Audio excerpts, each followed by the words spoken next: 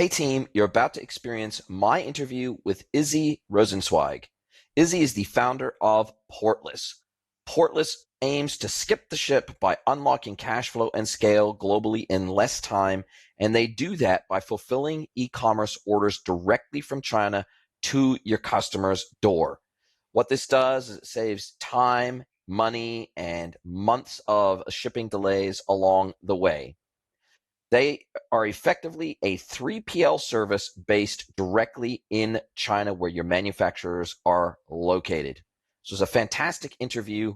Enjoy. This is the E-commerce Edge podcast with your host, Jason Greenwood.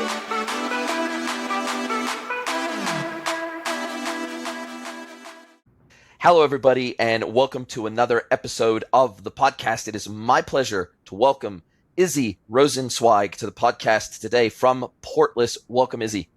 Thank you so much. Super excited to be here, Jason.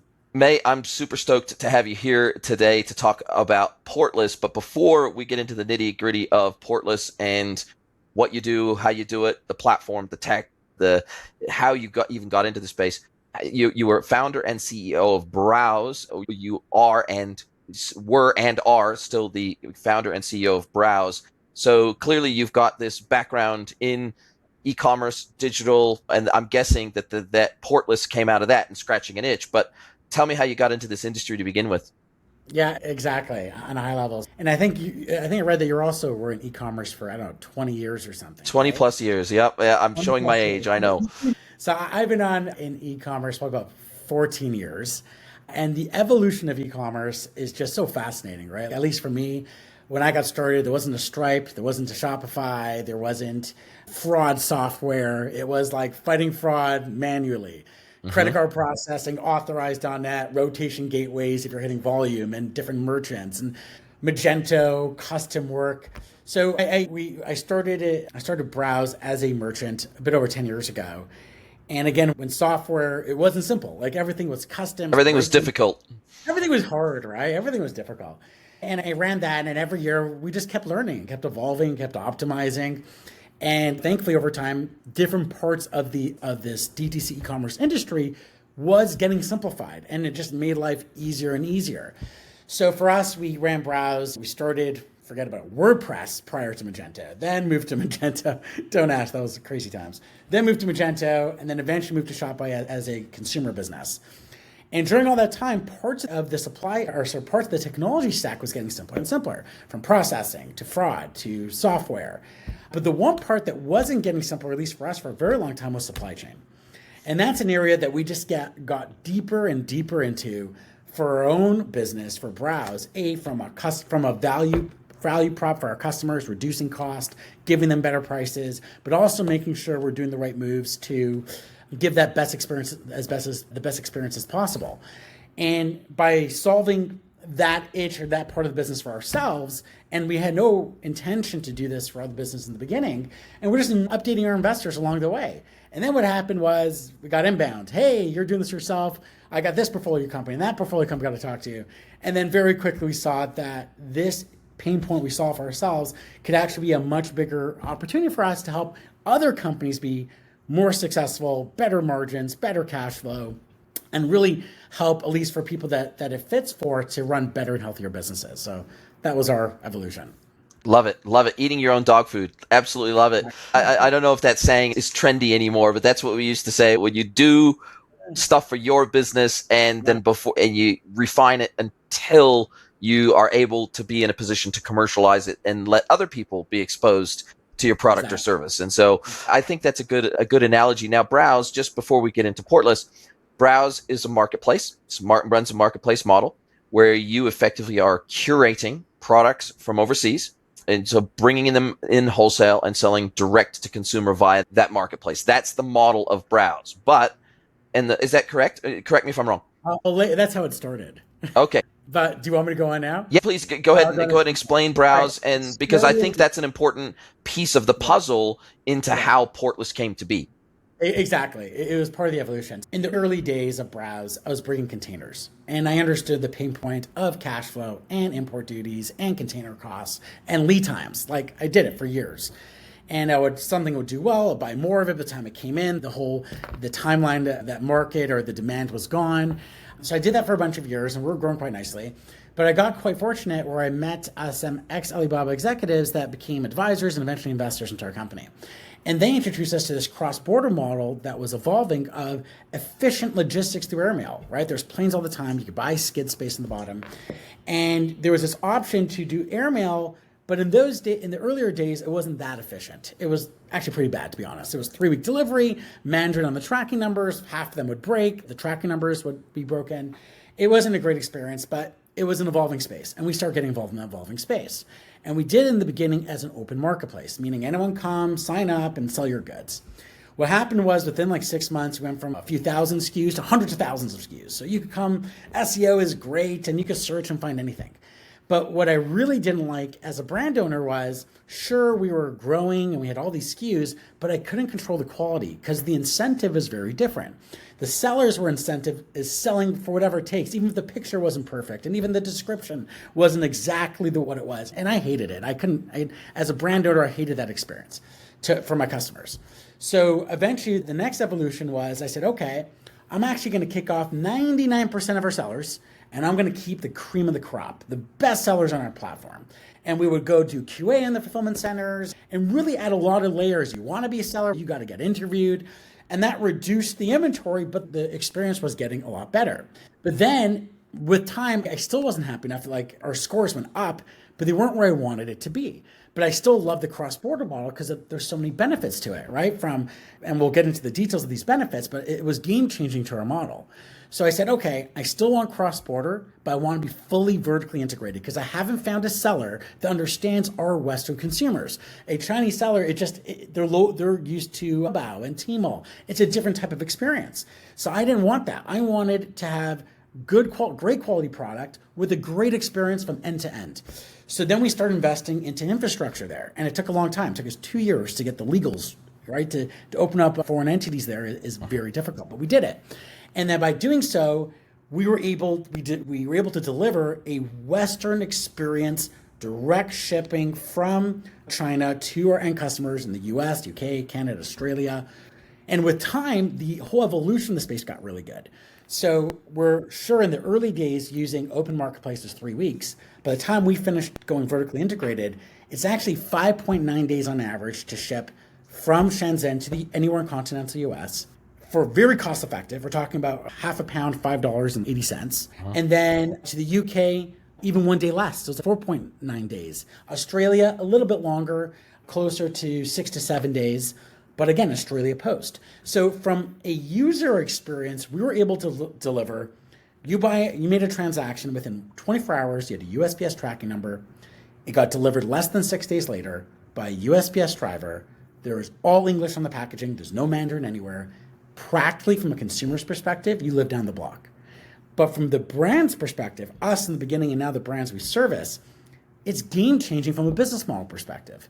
So in traditional supply chain, you got to think 3 months of inventory. You're buying 50,000 t-shirts. You're putting on multiple containers. You're bringing it in. You're hoping those t-shirts sell well. And by the way, if they sell really well, you missed the season. You're going to have to wait to next year to restock. And then you're paying import duties. You're paying local cost of running a warehouse, etc. In this model that we built for ourselves and then for other people, we're right next to the factory. You don't need to have 50,000 t-shirts. Buy 5,000 t-shirts. And we can restock. You don't need to wait for enough inventory to fill a container. As long as the inventory is filling a skid, send us a skid. We inbound it in Shenzhen. It's like having a local 3PL in New Jersey. We inbound it. We have a Shopify app. You have inventory all of a sudden in your warehouse, and you could constantly restock, and we don't have any inbounding fees. So we encourage, think agile inventory, think very differently so you're having better cash flow. You don't have container costs. If the value of goods to US is under $80, it's duty free. So you have import duty savings, and you can run a leaner, meaner, healthier business and use that cash to grow your business, hire people, do partnerships, do marketing. And it just really is game changing from a unit economics and business health perspective. Yeah, absolutely. And I'm guessing that, first of all, amazing story, and makes sense how Portless came to be. So if we think of Portless like a domestic 3PL, but based in China and based near the factories where the goods are coming from anyway and where they're being manufactured. And most of my audience, I'm originally from the States, but spent a long time in New Zealand. And in New Zealand and Australia, AliExpress is all the rage. So lots of people will buy on AliExpress, and then anywhere from 1 to 4 weeks later, 5 weeks later, you'll get your goods directly from the manufacturer, oftentimes in China, or resellers of those manufacturers' products that list on AliExpress, and they'll come directly to your door. So I think at least a lot of people in the ANZ region will be familiar with that door-to-door from China model. But as you point out, one of the downsides is that it can range anywhere from 1 week to 6 weeks. Two, you generally are going to be paying significant duties once it arrives in the ANZ region, depending on whether it's New Zealand or Australia. Two, you're going to have challenges potentially if the product is faulty, if it needs to be returned, you're going to have challenges with that. You're also going to have challenges with instruction manuals and packaging and everything generally being in Mandarin or Chinese. And so there are some pitfalls of buying off of someplace like AliExpress. So I guess what you guys are effectively bringing to the table, and I'd love you to correct me where I might be wrong here, is effectively you're bringing an improved AliExpress-like experience to vendors that are not based in China. So although the retailer, I should say, the vendor, the manufacturer might be based in China, but the vendor of the product, the seller of record, the merchant of record might be based in the United States. They might be based in Australia. They might be based in New Zealand, wherever. And that's their home market. That's their target market where they want to ship to. And you act as the conduit between the factory in China and their destination market door to the customer's door for pure play e-commerce sales. So effectively, these merchants are oftentimes, they're called drop shippers because that's effectively what they are. They're drop shipping a manufacturer in China's product to their customer's door. So effectively what you're doing is you are allowing these drop shippers to run a much more efficient business model, but to ultimately provide a much better customer experience than these drop shippers, which would oftentimes have to wait for a half a container or whatever to be inbounded through their freight broker and then distributed out domestically. Am I understanding the business model correctly? Yeah, it's mostly there. I'll just add a couple layers on top of it. To your point, when people think of cross-border, they think of AliExpress. And what happens is, but AliExpress is such bad quality and shipping sucks. And they're 100% right because they use the cheapest shipping option out of China. EMS, basically. EMS, when we use private lines, we use private airplanes, we buy skids. So from an experience, from a delivery experience, it's like night and day. One, you said weeks versus days. And then also it's local tracking versus China tracking numbers. So the logistics is night and day. Then when it comes to quality, what people don't realize is, yes, the sellers today are many Chinese sellers. So you think of AliExpress, think of Temu, you think of Shein, but really a huge portion, like 40% of American brands, like your iPhone, is actually manufactured in China. So the quality control is up to the brand and the instructions. So what we're saying is, no, you as an American brand that manufactures overseas, you're not drop shipping, it's your inventory. We're just telling you, be smarter about your inventory. And really the magic in this model, it's not the product you sell. You control the quality, it's the logistics model. So if you have an incredible t-shirt, an incredible electronic device that you spend years building with your factory, you don't need to have tons of money in inventory on the water. Have less money in inventory, save on import duties, that you could take advantage of Section 321. And in Australia, it's 1,000 Australian dollars for de minimis, same idea as the $800 to the US. And you can run better businesses. And that extra money you can invest in your company and grow your business, do more marketing. It has the cross-border logistics, very often, bad quality. It's your quality, it's your brand. We're gonna give local-like logistics experience to your brand, and you could run a much better business. So yeah, basically what you said with a bit of layer. Yep. And how many of the brands that you work with run an omni-channel model, meaning they're selling on Amazon, they're selling on Walmart, they're selling on multiple marketplaces, eBay, they're selling maybe on Faire, they're also selling through their own e-commerce website. So as I understand it, now I'm not the Amazon guru, but as I understand it, you can ship from offshore to customers on Amazon, as long as you are crystal clear in your listings, the time frame that they can expect the product, as long as you can actually meet that time frame, and as long as you're obviously not going to meet the prime delivery guarantee or anything like the prime promise or anything like that. But as I understand it, regardless of the channel that you're selling through, so long as you're honest and transparent about how long it's going to take for those customers to get the goods, those orders could actually be downloaded directly from Amazon. So let's say you've got an existing integration between Amazon and your Shopify store. You've got an integration with Shopify, so you're going to be pulling down all of those orders and fulfilling those directly to the customer, regardless of the channel that customer was secured through. Exactly. And I'll go a little deeper. So I'll give you some examples of some customers. We could do your direct consumer business. That's easy because very standard United States, 4 to 7 days, and we deliver within that time frame. Now you have some business on FBM, FBA, two different business models, right? FBM, you're shipping from us. FBA, you got to send to Amazon. So what very often we'll do is we'll service your FBM business. You're going to tell your customers 10 days, 10 business days, add some buffer there. The customers still have a great experience. You can have a USPS tracking number. Within 1 day, a USPS tracking number. So they'll have a good experience, but they know about the buffer. And what happens is, so right now we have a seller selling at Walmart too. As long as 90% is within 10 days, you're actually hitting Walmart's SLAs. So Walmart and FBM, you could service through our model and your website. And what happens is, hey, these products are crushing on FBM. No problem. We'll put 5,000 units on a skid and send it to your FBA in the United States. So you could really run a low OPEX overhead locally and then test FBM. Things are interesting. You move that to FBA. We'll ship it through Slow Boat or Madison Boat, whatever you want. And that's how people use us. But we can't do FBA, obviously. We can't do 2-day delivery or FBM as an FBA. We can't do that. But we could do FBM. We could do Walmart. And DC is really our bread and butter. But then you said something else. What if this person has wholesale? What if this person wants to offer express shipping options? So what very often we saw our customers do is, they were lower overall their OPEX locally, but they keep some inventory locally. So let's say 10% is express. Okay, you're going to keep 3 months of 10% of your inventory. That's still a fraction of what you used to have to bring in. And then you'll also look at your wholesale business. Okay, I want fair to have next day LTL. We can't do that. So you can always have some of your inventory locally, but you can massively reduce improve your cash flow and reduce your inventory needs by having a large portion of your business in our model. So do you consider yourself a tech SaaS platform, or do you consider yourself a broker/service provider, or do you consider yourself both? Tech-enabled is really what it's. We're not creating ChatGPT, but it's tech-enabled. The way we want to do it is we want supply chain to be as simple as a dashboard. And one area we didn't talk about yet is internationalization. We've done it for 10 years. The world is small when it comes to logistics. When airplanes go everywhere all the time. So with one inventory hub, let's go first traditional. Traditional, you want to do business in US, UK, Australia, and Canada. 4 containers to 4 different locations. UK sells out. Well, you can't ship Canada to UK. It doesn't make sense. US to UK costs you $30.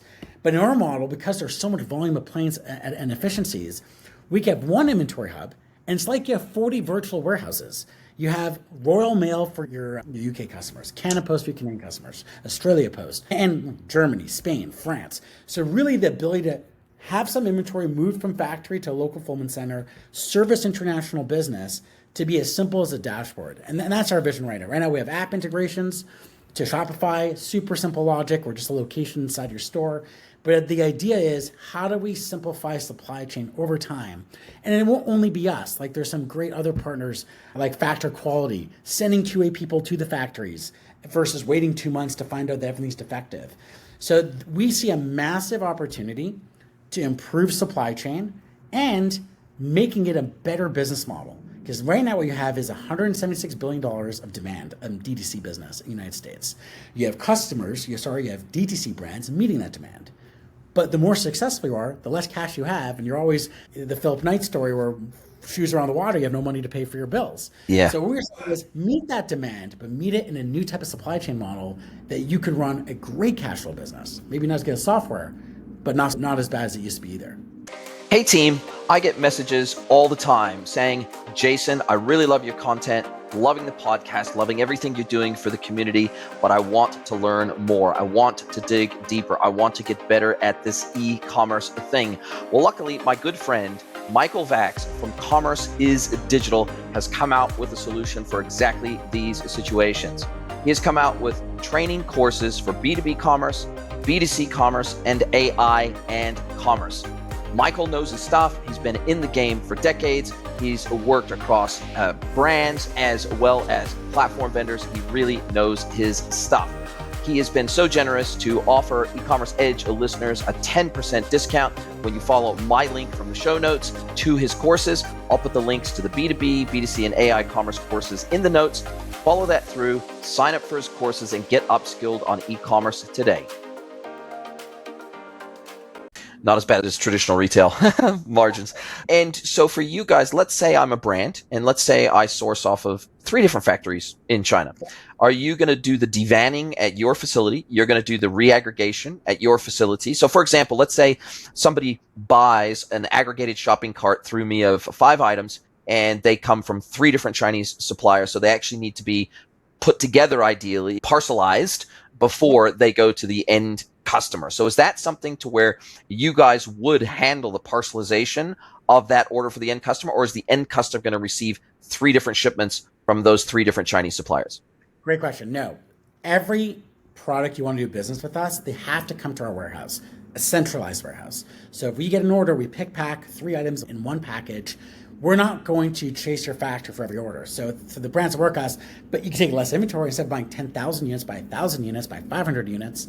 But we do need your inventory from all your different factories. Come to our fulfillment center. Customer makes an order. We'll pick pack all the 3 different units and then ship it to your customer. Yeah, so you run a very traditional 3PL, 4PL model, but you're running that in China, so domestically within China, which means the shipping times, the shipping costs, etc., is a lot less expensive than bringing in 20 containers from China, aggregating them in a local domestic 3PL in the United States or Canada or the UK, where they then do the devanning, they go through the whole customs process, and distribution, and all that sort of stuff, and everything has to be under bond. And domestically, it's whether it's the US, Canada, UK, ANZ, doesn't really matter. The restrictions are pretty extreme when you get to commercial volumes. Whereas obviously, when you're talking domestic volumes, you 1 off, 2 off, 3 off items, the domestic customs aspect of things becomes a lot simpler and a lot less costly for both the merchant and the consumer, and because of those de minimis values that you referred to. And I guess that's the whole idea, is how can we smartly and cost effectively get around bulk customs and customs and brokerage management in these very high cost Western countries. Exactly. Now, if you're doing physical retail, you have no choice. If you're Walmart, you must bring, because someone has to pull off your shelf. But if you're a digital business or mostly digital business, it's almost crazy not to do this model. Again, unless it's very heavy, we can't do heavy and bulky. But if it fits like apparel or cosmetics and jewelry, if it fits within those millions of products that fit in the space, if it fits there, you just have an opportunity to do business in a much more efficient way.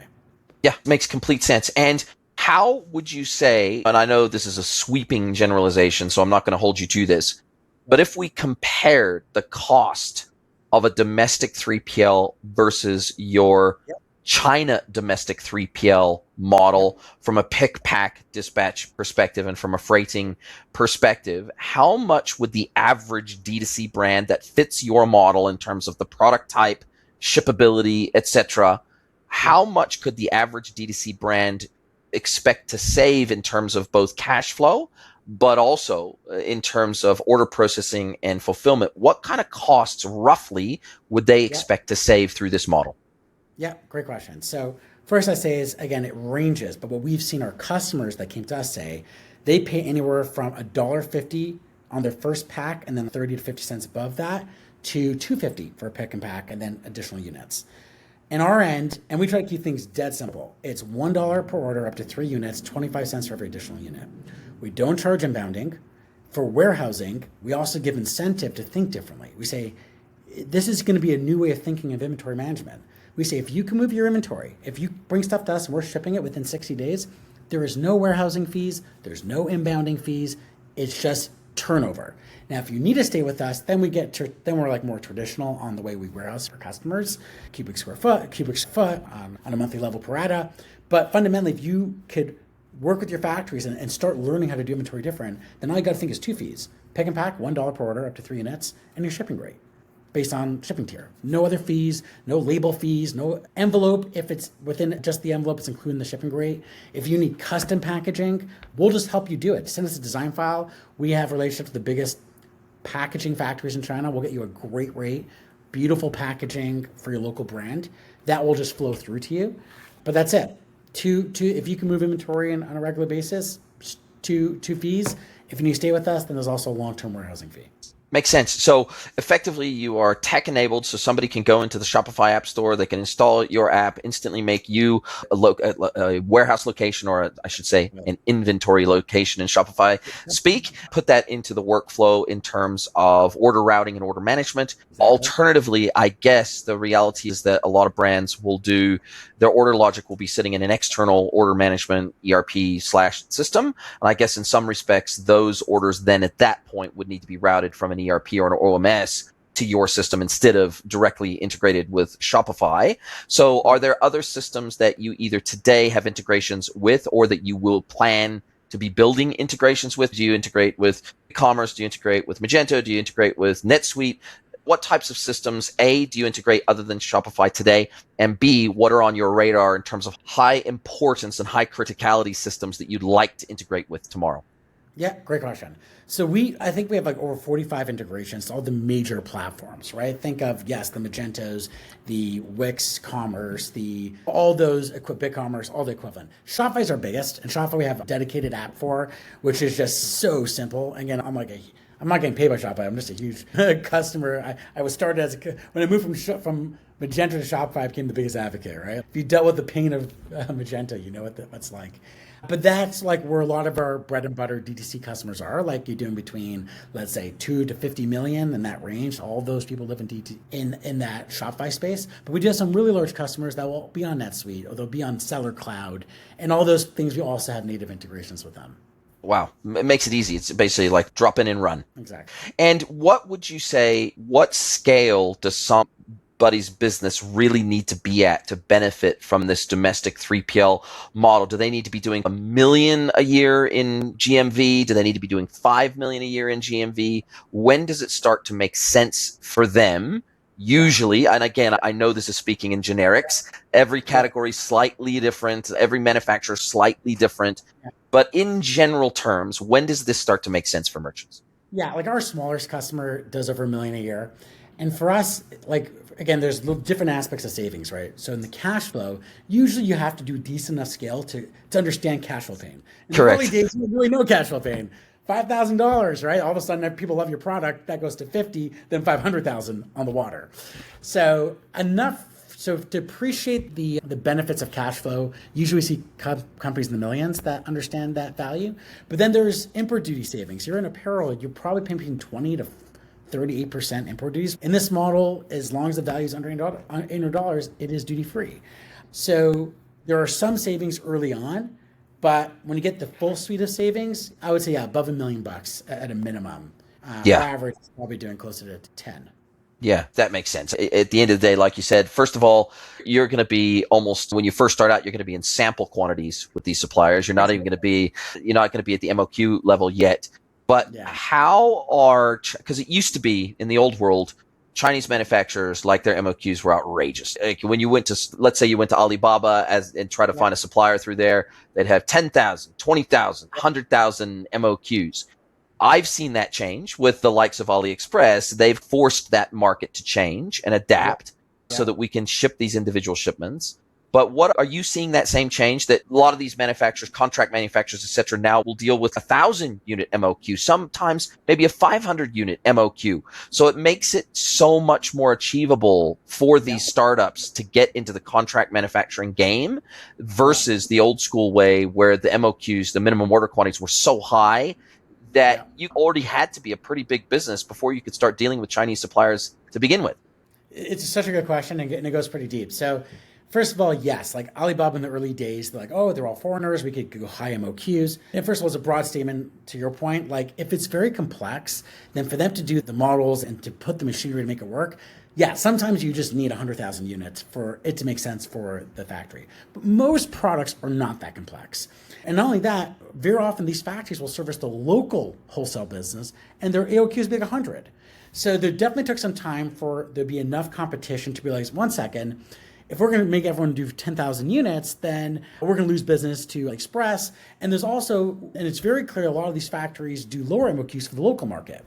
Now, what's even more interesting is not every factory is built for export. You need an export license. And those guys that get the export license, that pay extra export license, they want to be paid for that extra work and they want higher AOQs. Now, interesting in our model, you don't need to only you can work with export license factories, you also work with non-export license factories because we're in China. So all of a sudden, there's way more competition on the factories you could use. Your MOQs, I've seen MOQs as low as 100, 500. So yes, in general has gotten down, and there's even more opportunity to find factories that's willing to make the MOQ make sense for you. And that's what we're big believers in is run an agile business, is understand your production time, then add buffer, but that's as far as it needs to go, right? You don't need months in advance, and take advantage of demands working. Well, it's agile manufacturing. Get the manufacturer to ramp up the demand. Maybe you're down for 4 days. Day 7, you're selling again. Makes sense. And for you guys, so you make your money off of that per shipment fee. Yep. For effectively doing the pick, pack, dispatch process. Over 60 days, I think you said, you start paying, or 90 days, whatever it is, you start paying that additional warehousing fee, which you would traditionally have to pay anyway.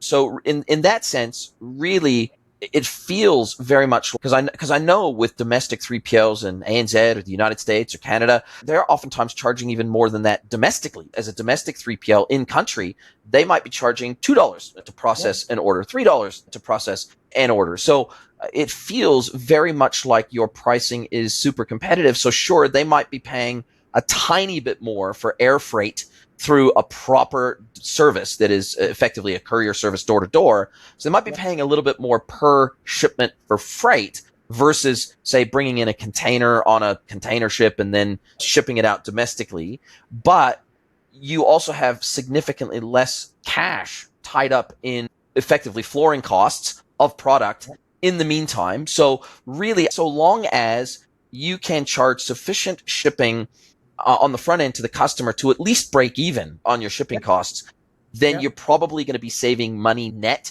on the 3PL servicing costs. Exactly. And again, what we see is the lighter it is, you might not even break even. You might actually save more money on shipping and pick and pack. As it gets heavier, okay, it's more of a break even, but what's value of cash flow? To put money into inventory costs a lot of money.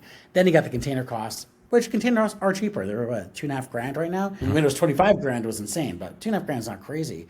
But it all adds up. So you might spend another 50 cents per unit on container. You might spend $3 for import duties per unit. Then there's the inbounding fees and local cost of OpEx to run a 3PL. So that does all add up. And we have a customer, for example, which when you look at the import savings and after everything, we're about break even with them. But they use us for cash flow because they don't need to put millions in inventory. They're pulling $1,500 and we're constantly restocking. Every customer, either you have all the savings, all the benefits, or sometimes people are very happy with I'm happy with cash flow savings, or I'm happy accessing international markets because I wasn't going to do that prior.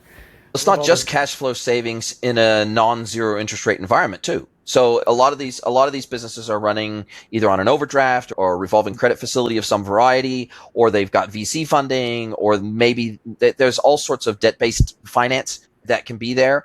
And when interest rates are zero, that's not a huge cost of doing business because your nominal rate might be 1% or something like that. But in a 5, 6, 7, 10% nominal rate environment, now all of a sudden that cash flow becomes, that cost of capital to cover those cash flow needs becomes super expensive. So are you seeing, because of a higher interest rate environment, we're not in a ZERP environment rate anymore, are you seeing more demand for your services as a result of the changing dynamics of the overall commercial environment? Yeah, we're definitely, it's no longer the free money days. But even when interest rates were free, or not free, relatively free, there was still a demand from moving inventory to cash still matters, the lead times.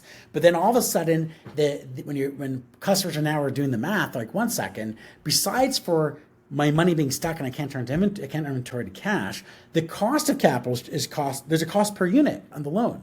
So to us, it improves the bottom line profit or bottom line contribution margin for the companies. Unit economics just increases dramatically as a result, which is what every business now, especially ones that maybe weren't profitable pre-pandemic or even during the pandemic, and certainly during a zero interest rate environment, profitability goes out the window. In a higher interest rate environment, especially for investors and VCs, now all of a sudden profitability is the prime directive. And so if they can improve their unit economics by 5% even, that's significant in today's environment. Yeah. Exactly. And the way I see like DC in general, it was great. Like VCs, everyone's throwing money on it. Then it got a bad rap. And you look at public markets, it's trading pretty bad. But our thesis is the demand didn't go away. It's because you got to be profitable. And in this model, it's hard, but there's solutions. And this solution is getting better and better month over month. So for us, as we think DTC and e-com is very bright ahead, there's internationalization opportunities. It just, you got to be smarter as a merchant, and no matter what model you're using. And are you seeing any other country opportunities outside of China to replicate your model in? I'm in Mexico now, and there's been, because of COVID, been a tremendous amount of what we call nearshoring from China back to Mexico to be in close proximity to the North American market. This is a big deal. It's getting talked. It's getting a lot of news coverage. Or they're doing dual shoring. They're doing some from China, some from Mexico to cover their backside, or they're sourcing from Mexico, China, Indonesia to cover their backside because they don't want this to ever happen again where they can't get goods to sell to customers where the demand actually is. Are you seeing a chance to replicate this model in other countries? 100%. Vietnam is next for us. So for us, it's not China to consumer, it's factory consumer. Again, we fundamentally believe the world is a small place and it's getting smaller and smaller. So yes, Vietnam already have customers that manufacture a lot of percentage in Vietnam. They want to dive, not everything in China, some in Vietnam, and some stuff Vietnam do really well.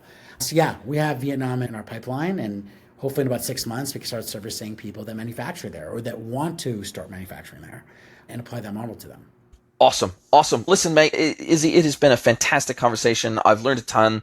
I've never seen anyone else offer this model before. Do you have competitors in the marketplace, or do you feel like you guys are the only one doing this?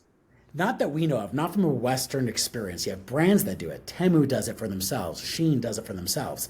And what we say is they're so successful, not because their quality is good. In most cases, the quality sucks. But you as a brand could use the same supply chain, which is where the magic is. And that's what we want to do for brands. Help you be more cost effective, better cash flow. Absolutely love it. Where's the best place to get a hold of you? I will put your LinkedIn profile in the show notes and also the Portless URL. But where's the best place to find you if people want to find out more about your service, about your technology, and really just have a chat with you? Yeah, absolutely. So those are 3 things I would say. Portless.com is where you could submit. And I jump on a call with all our customers or most of our customers. B, I am heavy on LinkedIn and Twitter. So if I'm always putting out content. I love this space. I'm passionate about it. If you want to learn about this space, feel free to follow me on one of those places. And if you send a DM, I'll definitely respond. Absolutely love it. Izzy from Portless, it has been such a fantastic conversation with you today. I super appreciate your time. Can't wait to get you on again soon and see where Portless has gone over the next 12 to 18 months. Jason, thank you so much for having. I actually had a blast. This is, for me, the best topic in the world. I have such a good time. Are you a B2B or D2C e-commerce merchant? Then head over to greenwoodconsulting.net to learn how we can help you scale your business.